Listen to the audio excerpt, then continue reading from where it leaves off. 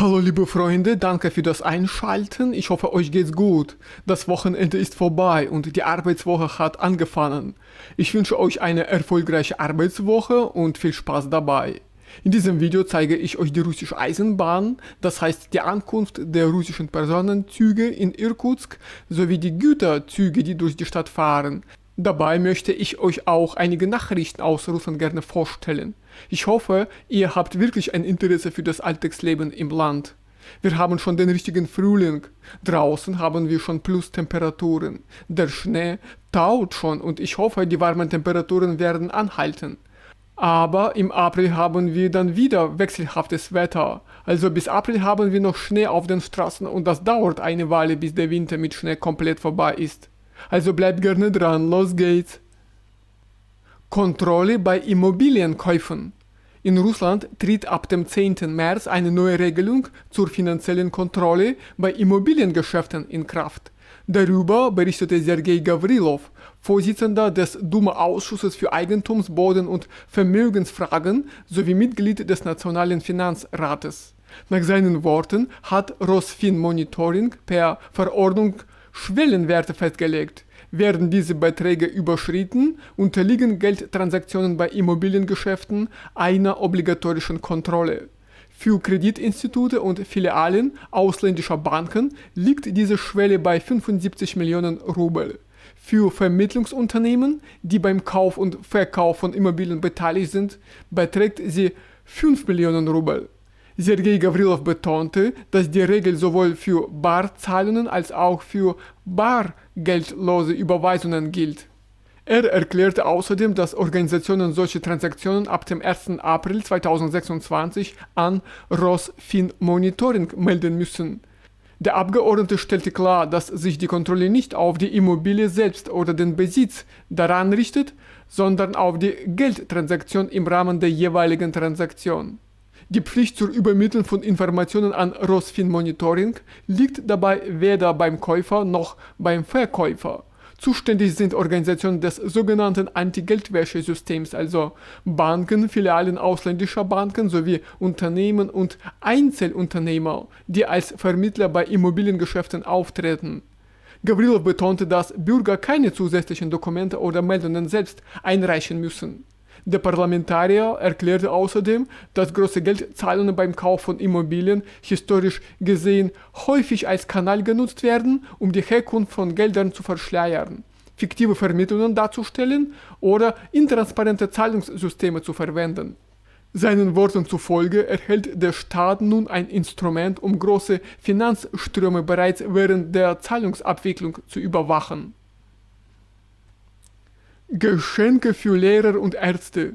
Einem Mitarbeiter droht eine Disziplinarmaßnahme, ein Verweis oder sogar die Entlassung, wenn er Geschenke im Wert von mehr als 3000 Rubel annimmt. Darauf wies Tatjana Golubewa hin, Dozentin an der Präsidentenakademie.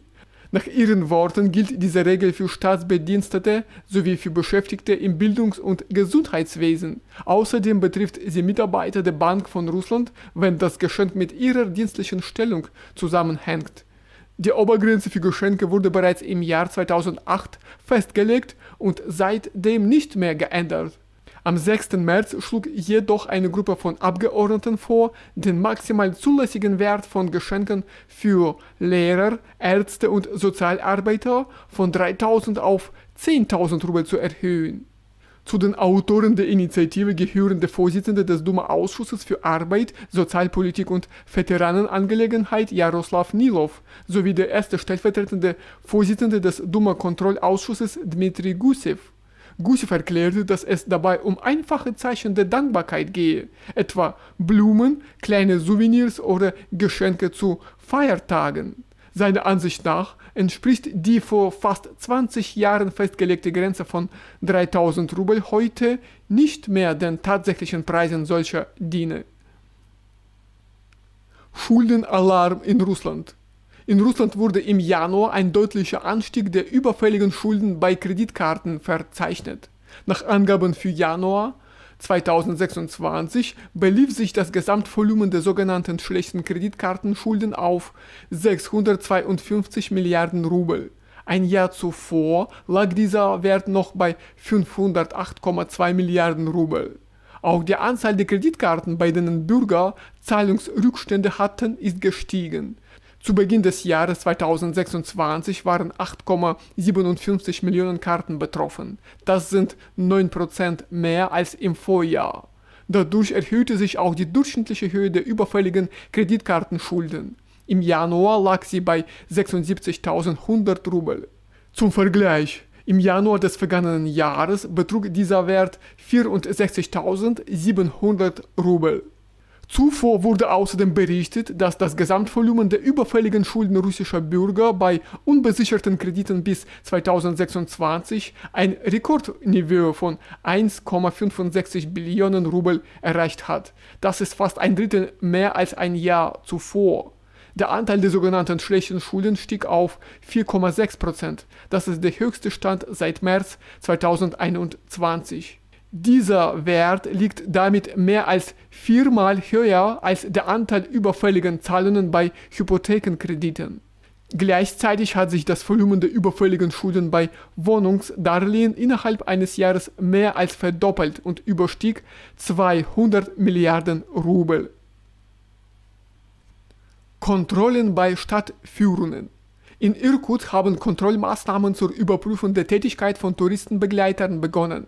Gemeinsame Kontrollen werden von Spezialisten der Tourismusagentur der Region Irkutsk sowie von Mitarbeitern der regionalen Hauptverwaltung des Innenministeriums Russlands durchgeführt. Wie die Regionalregierung mitteilte, besteht das Hauptziel der Kontrollen darin, Spezialisten aufzuspüren, die Führungen ohne offizielle Genehmigung anbieten.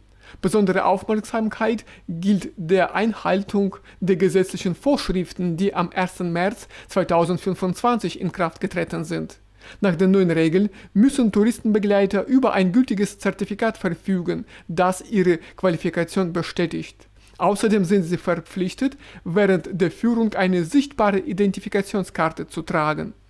Während der ersten Kontrollaktion wurden 3 Reisegruppen überprüft. Während der ersten Kontrollaktion wurden 3 Reisegruppen überprüft. Im Ergebnis der Kontrolle wurde ein Protokoll über eine Ordnungswidrigkeit erstellt. Dem Betroffenen wurde aufgegeben, die festgestellten Verstöße innerhalb der festgelegten Frist zu beheben. Neue Regeln am Baikalsee. Die Behörden der Region Irkutsk haben damit begonnen, den Personenverkehr im Tourismussektor systematisch neu zu ordnen. Im Mittelpunkt steht dabei vor allem der Transport von Touristen zur Insel Olchon. Wie der Pressedienst der Regionalregierung mitteilte, wurde eine entsprechende Anweisung vom Gouverneur der Region erteilt. Zur Umsetzung dieser Aufgabe wurde eine spezielle Arbeitsgruppe eingerichtet. Im Rahmen dieser Arbeit soll eine vollständige Bestandsaufnahme der Fahrzeuge erfolgen, die Touristen zur Insel Olchon transportieren. Besonderes Augenmerk wird dabei auf den technischen Zustand der Fahrzeuge gelegt. Aufgrund dieser Überprüfung soll ein einheitlicher Standard für den Transportservice am Baikalsee entwickelt werden.